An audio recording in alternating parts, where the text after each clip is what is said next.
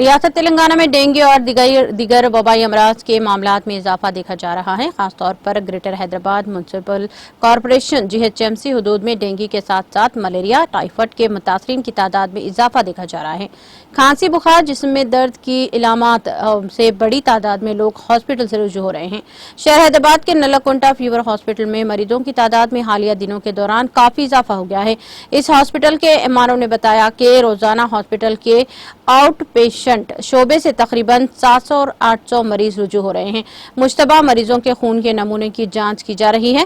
مریضوں کو anti biotic دوائیں دی جا رہی ہیں۔ جوڑوں میں درد پر چکن گونیا کے معائنے کروائے جا رہے ہیں۔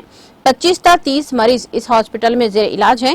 انہوں نے ڈینگو بخار کی علامات سے متعلق بتایا کہ 2 تا 3 دنوں تک شدت کا بخار، بدن درد، سر درد اور جسم پر نشانات کا نظر آنا اور بخار کا مسلسل 102 یا 103 ڈگری ہونا ڈینگو کی علامت ہیں شامل ہے اور ایسے افراد کو چاہیے کہ ہاسپٹل سے رجوع ہوں اور بروقت اپنا علاج کروائیں۔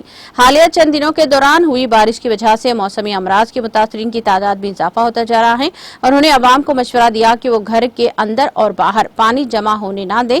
پانی جمع ہونے کی وجہ سے ڈینگی پھیلانے والے مچھروں کی افزائش کا خطرہ ہے۔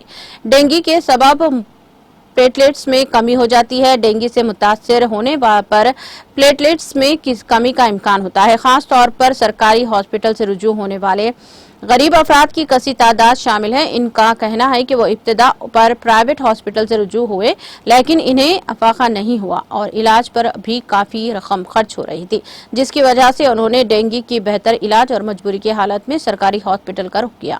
گریٹر حیدرآباد میونسپل کارپوریشن کی جانب سے مچھر کش ادویات کے چھڑکاؤ اور میڈیکل کیمپس کے علاوہ سرکاری ہاسپٹل میں کاؤنٹرز کے اضافے کے دعوے کیے جا رہے ہیں۔